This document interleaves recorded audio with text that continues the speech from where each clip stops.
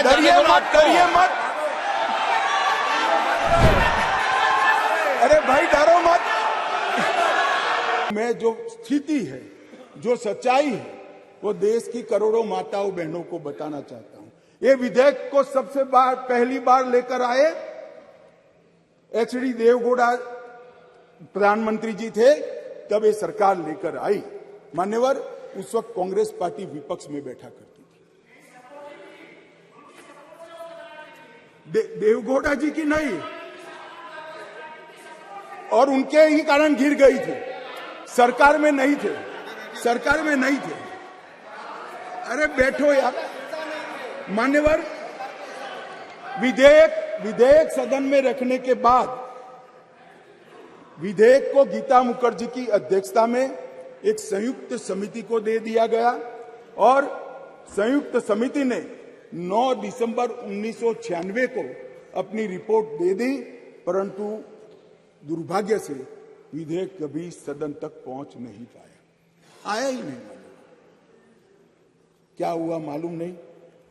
और जब 11वीं लोकसभा का विघटन हो गया तो अनुच्छेद 107 के तहत इस विधेयक को लैप्स माना गया और विधेयक वही चला गया। मान्यवर, फिर अटल जी प्रधानमंत्री बने। 14 दिसंबर 1998 में 84वां संविधान संशोधन विधेयक आया और ये विधेयक 12वीं लोकसभा के विघटन के साथ समाप्त हो गया, क्योंकि इसको पेश ही नहीं करने दिया। कुछ दृश्य हुए थे इस सदन में, मैं बोलना नहीं चाहता। अडवाणी जी के हाथ से बिल छीन लिए गए। नहीं, वो ठीक है भैया।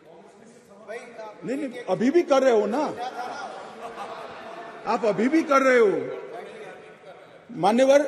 और 12वीं लोकसभा के साथ अनुच्छेद 107 के तहत वो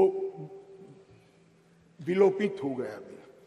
फिर 13वीं लोकसभा में अटल जी ही प्रधानमंत्री थे और हम फिर से बिल लेकर आए और उस पर भी चर्चा नहीं हो पाई। अब किसने नहीं की, किसने नहीं की, इसमें मैं जाना नहीं चाहता, क्योंकि आज मैं किसी को दोषारोपण करने के लिए नहीं आया हूं।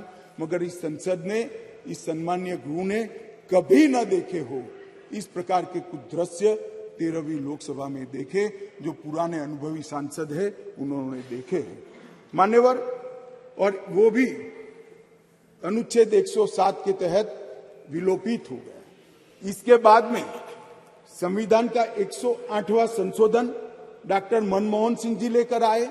मनमोहन सिंह जी संशोधन लेकर आए, वो पहले राज्यसभा में रखा, राज्यसभा में संशोधन पारित हुआ, उसके बाद में लोकसभा में लाने का मौका ही नहीं हुआ और वो विधेयक भी विलोपित हो गया। तो कल जो मैं कहता था अधीर रंजन जी कि विधेयक, आपने कहा कि विधेयक अभी लंबित है, लंबित नहीं है, जिंदा नहीं है, जीवित भी नहीं है। बैठ जाओ, मैं समझा देता हूं। आप बैठ जाइए, मैं समझा देता हूं। मान्यवर, जब लोकसभा का विघटन होता है, लोकसभा जब विघटित हो जाती है तो अनुच्छेद 107 के तहत लंबित विधेयक जितने भी है वो विलोपित हो जाते हैं, यहां पर नहीं रहते। नहीं, कल उन्होंने सवाल किया था कि विधेयक क्यों फिर से लाना पड़ा। हमारा विधेयक पड़ा है, नहीं पड़ा है, इसलिए विधेयक फिर से लाना।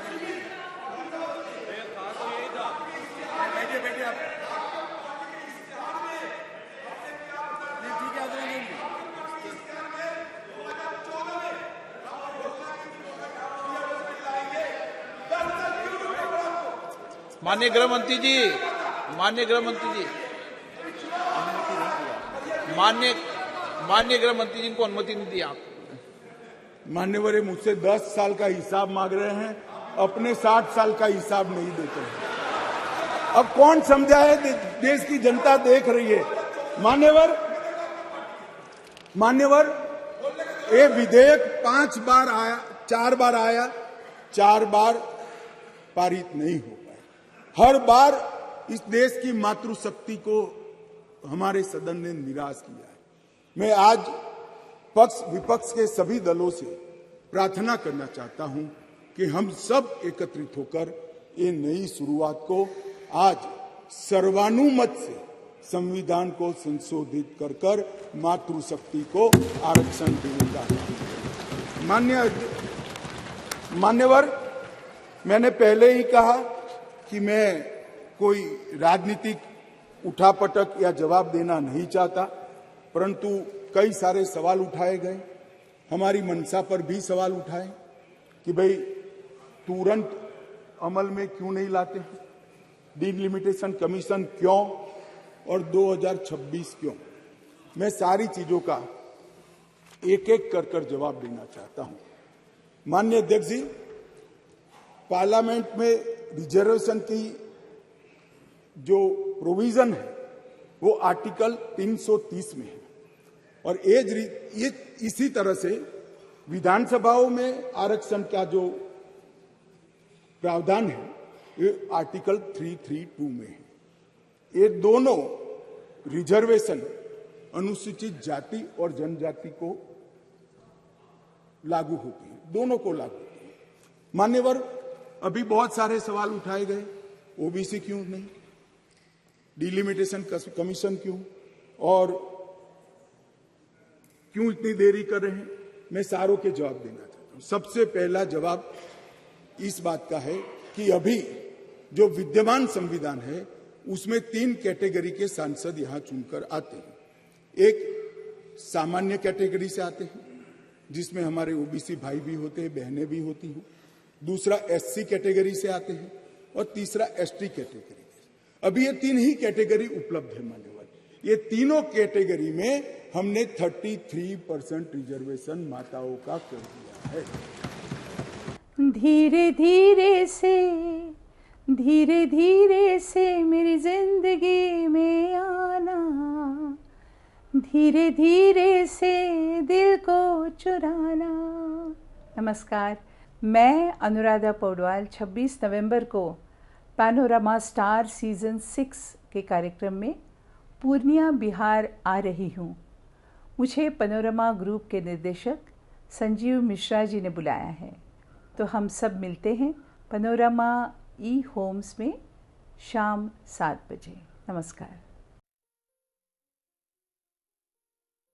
ये लो मुंह मीठा करो, आज मैंने अपना जॉब छोड़ दिया, अब हम पूर्णिया वापस जाएंगे। जॉब छोड़ दिया है? मतलब ये घर कैसे चलेगा, हम करेंगे क्या और माँ बाबूजी क्या बोलेंगे? इसलिए मैं एक और मिठाई का डब्बा लाया। अपने बिजनेस के लिए लोन अप्रूव हो गया। अरे लोन अप्रूव हो गया वो तो ठीक है, लेकिन पूर्णिया में हम रहेंगे कहाँ? अपना घर भी तो नहीं है वहाँ। इसलिए तो एक और मिठाई का डब्बा अलग से लाया हूँ। हमने पूर्णिया में घर ले लिया है, पूर्णिया के ई होम्स पैनोरमा में। पूर्णिया में पैनोरमा ग्रुप लेकर आए हैं ई होम्स पैनोरमा। बड़ा घर, आलीशान जिंदगी और अत्याधुनिक सुविधाओं के संग। अरे अब क्यों मुंह मीठा करवा रही हो? क्योंकि हम घर वापसी जो कर रहे हैं। घर वापसी की खुशी पूर्णिया में ई होम्स पैनोरमा के संग। ई homes panorama, luxurious lifestyle redefined.